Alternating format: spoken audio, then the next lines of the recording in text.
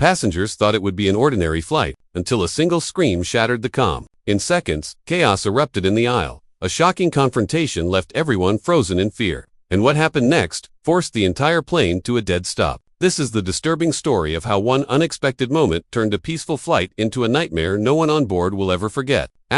Most passengers on Flight 782 would later say that the flight felt wrong long before the chaos began, though none of them could explain why. It wasn't turbulence. It wasn't the weather. It wasn't even the behavior of the crew, at least not at first. It was an atmosphere, a heaviness that settled over the cabin like a pressure change no one could see. The aircraft itself looked perfectly ordinary as passengers boarded. Rows of quiet seats, overhead bins clicking shut, safety cards sticking out from seat pockets. The usual things. But among all the faces entering the plane, one in particular stood out, not because of her appearance, but because of something hidden behind her expression. Her name tag read Ms. Rowan. She moved with rigid professionalism. But her eyes betrayed something else. They weren't focused on tasks or passengers. They were scanning, almost searching. Some travelers noticed her hands were trembling slightly as she lifted bags into overhead bins or guided passengers to their places. At the time, no one thought much of it. People assumed she was tired, stressed, or dealing with a long shift. But she wasn't tired. She was terrified. Passengers settling into their seats didn't see the way she paused at row 14. Staring for several seconds at an empty seat, one for as if expecting someone she dreaded. She blinked hard, forced a smile, and moved on. The cabin lights dimmed as boarding finished, and the soft hum of engines began to grow beneath the floor. Everything seemed normal. Then, right before takeoff, a young girl climbed into 14A. Her name was Maya. She was traveling alone to visit her aunt for winter break. Maya had flown several times before and never felt nervous about flying. She loved looking out the window. Loved the moment when the plane lifted off the ground. But today felt strange. She didn't know why. Maybe it was the air being unusually cold. Maybe it was the way the cabin felt too quiet. Or maybe it was the way the flight attendant Ms. Rowan stared at her with stiff, frozen shock when she first walked past. Their eyes met for only a second, but that second stretched unnaturally long. Maya blinked, Ms. Rowan didn't. Instead, she whispered something under her breath. Maya didn't catch the words, but they sounded like, not again. As passengers buckled their seatbelts, the intercom crackled with the captain's calm voice, announcing takeoff. Engines roared, the aircraft trembled slightly, and within minutes they were in the sky, climbing smoothly into a curtain of pale clouds. That's when things really started to feel wrong. While the other flight attendants moved easily through the aisle, offering drinks, instructions, and warm smiles, Ms. Rowan drifted behind them like someone carrying an invisible weight. She paused often, gripping seatbacks as if steadying herself. When she walked past Maya's row again, she stopped completely. Maya looked up, confused. Is something wrong? Ms. Rowan didn't respond. She leaned down slowly, tightening her jaw, staring at the girl with wide, unblinking eyes, as if she recognized Maya not from the passenger list, not from a previous flight, but from something else. Something she wished she could forget.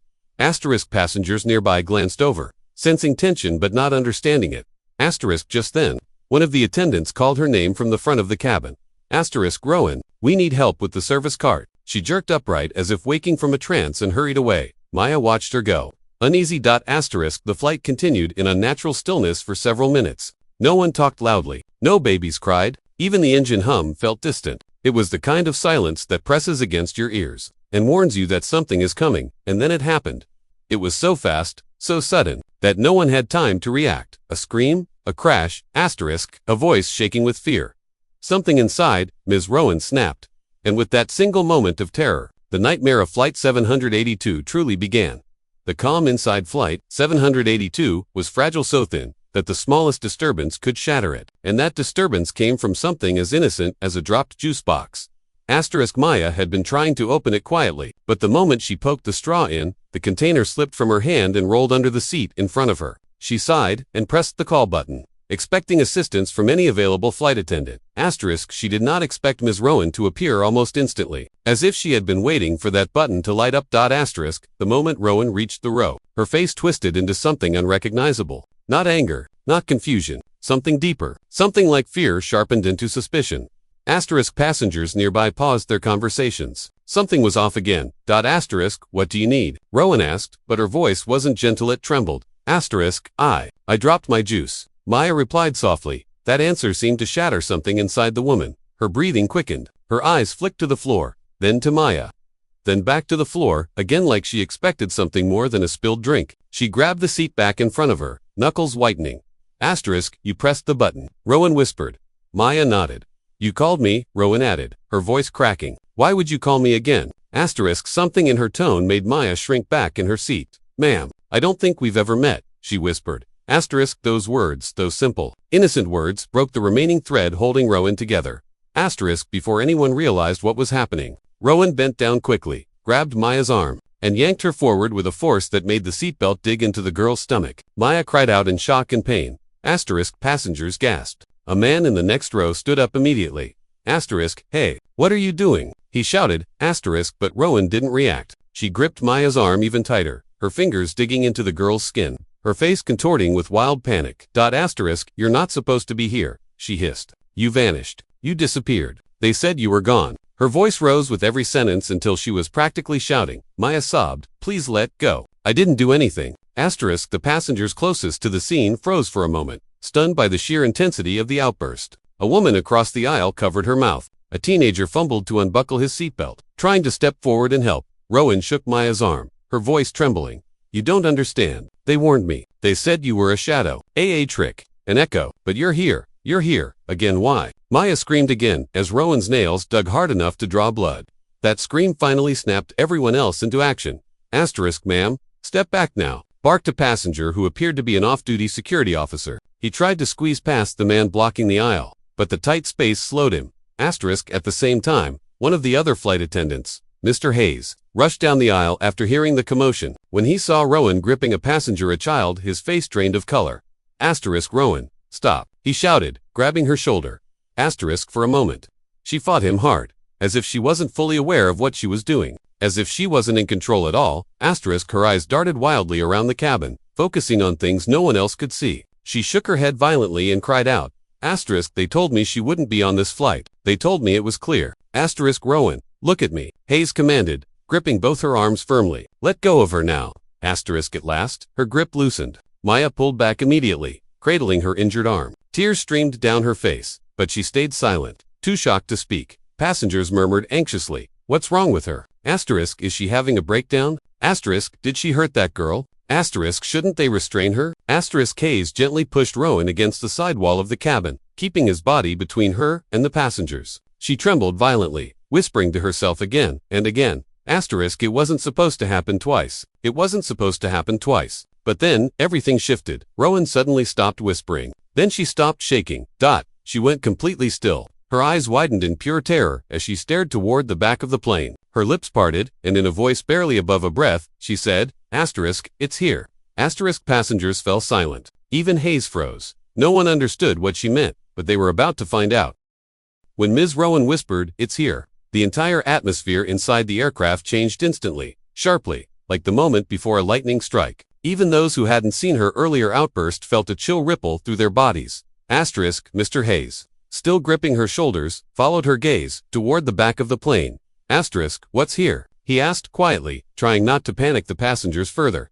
Asterisk, Rowan didn't blink. You don't hear it, she whispered. Asterisk, a few passengers leaned into the aisle, confused, trying to see what she was staring at, but the back of the cabin looked normal: rows of seats, overhead bins, and a few passengers quietly shifting in discomfort. Asterisk, then, the lights flickered. Asterisk, not enough to plunge the cabin into darkness, but enough to make people look up and gasp softly. A mother held her toddler closer. A businessman pulled off his headphones, confused. An elderly man pressed his hands together, whispering a prayer. Asterisk, Hayes tried to force a calming smile. Just a voltage fluctuation. Please remain seated. Asterisk, before he could finish, the entire plane vibrated with a deep, low rumble. Not turbulence. Turbulence, jolts, shakes, tosses. Asterisk. This vibration felt like something alive was moving beneath the floor. Asterisk, passengers grabbed armrests. A cup rattled off a tray and rolled across the aisle only to stop halfway, as if an invisible hand grabbed it. Then something even stranger happened. Gravity itself seemed to hesitate. Asterisk. People sitting upright suddenly felt lighter, as if lifted half an inch off their seats. A pen that slipped from a woman's fingers didn't fall. It drifted slowly downward like a feather in thick syrup. Asterisk, what's happening? Someone shouted. Asterisk, this isn't normal turbulence. Someone else cried. Asterisk, a teenage boy tried to stand, but froze mid-motion. His knees bent, his hands gripping the seat in front of him, body stuck in transition like time had paused only for him. The look of terror on his face was locked in place. Asterisk beside him. A baby's cry softened into a strange, drawn-out sound, like a voice slowed down on a broken recorder. Asterisk passengers were terrified. People weren't just scared, they were frozen. Asterisk not physically trapped, but held in a moment that refused to move forward. Asterisk Maya, holding her injured arm, looked around with widened eyes. Her heartbeat thundered in her ears, one of the few sounds she could still hear clearly. Asterisk Rowan took a trembling step backward. I told them this would happen, she whispered. I told them she couldn't bring it with her. I told them. The lights flickered again. This time, they dimmed completely for a half-second. Asterisk when they returned. Something had changed. Asterisk, a cool breeze impossible on a sealed aircraft slipped down the aisle from the rear of the plane. It carried no sound, no movement. Only a strange stiffness that made the hair on every passenger's arms stand upright. Asterisk, and then they all heard it. A voice, not over the intercom, not from a person, but everywhere inside the air. The walls, the seats, the metal. Asterisk return what was taken. A collective gasp erupted, but it sounded muffled, swallowed by the thickened air. Passengers clutched each other. Maya trembled violently. Hayes looked toward the cockpit, expecting to see the captain rushing out, but the cockpit door remained closed. Too closed. Asterisk who said that? Someone whispered. Asterisk the voice came again, this time lower, resonating through the cabin like a cold whisper pressed into everyone's ears at once. Asterisk return what was taken. Asterisk one woman sobbed. A man in the exit row cried, "We're going to die." Another passenger fumbled for the call button. Even though reality itself seemed disconnected, Asterisk Hayes tried to speak, but his voice barely moved the air. Everyone stay calm. Just stay seated. But no one felt calm, because the plane wasn't shaking anymore. It wasn't flying, it wasn't moving. Asterisk, it was suspended mid-air, frozen in a moment that refused to follow the laws of physics. Asterisk, and deep in her seat, hugging her backpack, Maya whispered something no one else heard. Asterisk I think, it's here for me. The plane hung in the sky like a photograph, silent, motionless, suspended in time. Passengers clutched their seats, their breath caught in their throats, their minds scrambling for explanations that did not exist. Nothing about this made sense. Planes do not stop in midair. Gravity does not freeze. Voices do not echo from metal and air. But all of it was happening. And the source of it all, whatever it was, wanted something. Asterisk, the voice echoed again. Deeper this time, vibrating through every metal panel, every overhead bin, every bone in every passenger's body. Asterisk return. What was taken? Asterisk Maya flinched. The words seemed directed at her, though she couldn't explain why. Her heartbeat throbbed painfully in her chest, fast and heavy. Instinctively, she hugged her backpack closer, the same backpack she had placed under the seat before takeoff. Asterisk. Her mind drifted back to days to her grandmother's attic. Dusty, dim, full of boxers stacked like forgotten memories. She remembered the box she found labeled "Do Not Take." Asterisk. She remembered the small metal key inside it, strange and old, with markings she didn't recognize. A key she had slipped into her backpack without thinking. And now, a terrible suspicion bloomed inside her. Asterisk. Why? Why is this happening because of me? She whispered. Asterisk. But before she could piece her thoughts together, Ms. Rowan moved. Asterisk. Still trembling. Still what? Rowan slowly approached Maya. The passengers watched her carefully, terrified she might snap again, but this time, she didn't seem dangerous. She seemed broken. Maya, Rowan whispered, crouching beside her seat. You brought it. You brought the key. Asterisk. Maya's voice cracked. What key? What are you talking about? Asterisk. Rowan swallowed hard. I saw you last week. Or someone who looked like you. You were on another flight. You had that same key? Then, asterisk, she shuddered. Her eyes filled with fear. Asterisk. You vanished. Mid-flight, no one could explain it. One moment you were there. The next you were gone. They made us land immediately. Investigators came. Scientists came. They told us never to speak of it. They said the key was not meant to travel. That it wasn't. From here, Maya felt her stomach twist. I didn't vanish, she whispered. I've never flown alone before this. Asterisk. Rowan shook her head. You did. Or something that looked like you did. They told us if the key ever showed up again. Her breath hitched. It would follow. Asterisk. Before Maya could respond, the lights dimmed again, flickering in a slow, rhythmic pattern, almost like breathing. Asterisk. Then, the voice returned. Louder, colder, angry. Asterisk. Return. IT. Asterisk. Passengers screamed this time, even though the air seemed to swallow most of the sound. A luggage compartment popped open on its own. A magazine floated upward, as if lifted by invisible hands. The wind at the back of the plane grew stronger, pulling loose papers and napkins toward it. And then Maya's backpack zipper slid open on its own. Asterisk. She stared at it, terrified. Asterisk. Slowly, too slowly, a metallic glint rose from inside. It wasn't floating smoothly. It was being pulled, drawn toward the back of the aircraft by a force no human could see. The key, the old metal key, lifted into the air, like a captured insect struggling against a current. Asterisk Hayes stepped forward. Stop. Everyone hold on to something. Asterisk, but it was useless. The key drifted down the aisle, the air thinning around it. Asterisk Maya stood up, her knees shaking. She reached out. Asterisk no. Stop. Wait. Asterisk the key hovered inches above her palm, humming faintly. For a moment, she felt a strange warmth like the key recognized her. Asterisk then the temperature dropped instantly. Her breath came out in a visible puff. The voice whispered, you should not have taken it. Asterisk Maya squeezed her eyes shut. Tears fell. I didn't know. Please, I didn't know. The key pulsed with light. Rowan screamed. Give it back. Maya, give it back before it takes all of us. Maya didn't hesitate. She lifted the key high and shouted into the unnatural wind.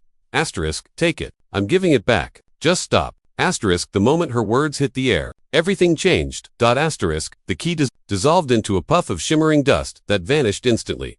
Asterisk the wind stopped. The humming stopped. The rumbling under the floor stopped.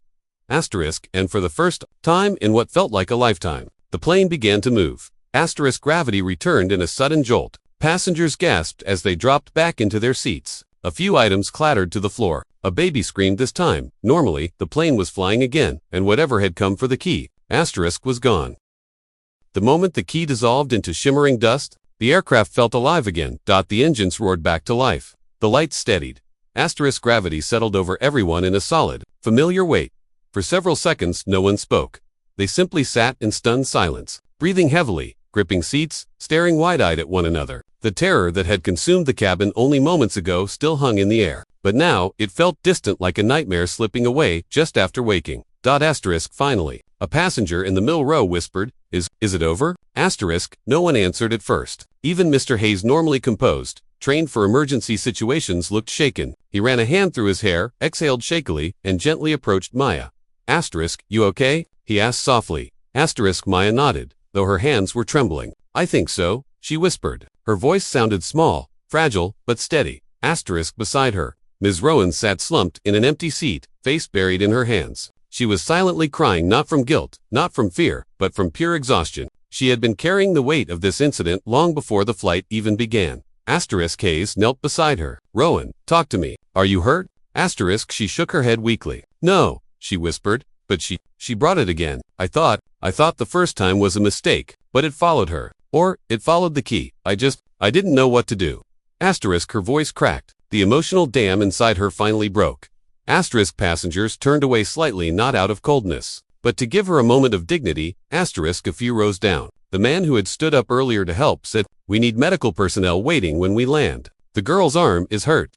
Asterisk Hayes nodded. Already called the cockpit. They're contacting ground control. Asterisk, the captain's voice came on the intercom moments later, steady, but with a tightness behind it. Asterisk, ladies and gentlemen, we experienced an unexpected systems malfunction. Everything is stable now. Please remain seated as we begin an emergency landing. The passengers exchanged looks. A systems malfunction didn't begin to cover what happened. Asterisk, but no one argued. No one demanded more answers. They were simply grateful to be alive.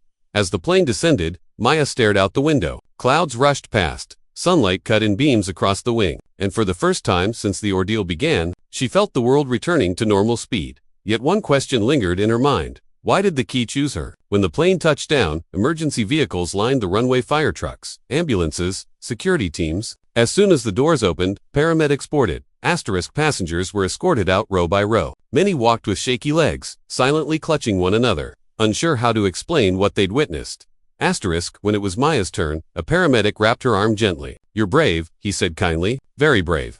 Asterisk her aunt rushed through the crowds outside, calling her name in panic. Maya. The moment they saw each other, Maya broke into tears, running straight into her arms. Her aunt held her tightly. Are you okay? What happened? They said there was an emergency. Asterisk, Maya shook her head. I am okay now. I just want to go home. Asterisk her aunt nodded. Of course, we're going home right now. But just as they turned to leave, Maya heard something. A whisper, soft, distant, familiar. Thank you. Asterisk, she froze. Her aunt looked down. Maya, what's wrong? Maya swallowed hard. Nothing, she said quickly. I'm fine. But inside, she wasn't sure. Was the whisper real? Asterisk, or was it simply her mind replaying the nightmare? Asterisk, was the thing that had spoken to her truly gone? Asterisk, or had she simply returned what it wanted? For now. Asterisk, as they walked through the airport, Maya glanced once more toward the runway, toward the plane she had just escaped. The sky looked calm. The world looked normal. Asterisk, but she knew one truth she would never forget. Some objects don't belong to this world. Some doors are meant to stay closed, asterisk, and some keys should never be found. If you enjoyed this story and want more gripping content just like this, make sure to hit that like button. It really helps the channel. Don't forget to subscribe and turn on the notification bell so you never miss a new upload. Thank you for watching, and I'll see you in the next story.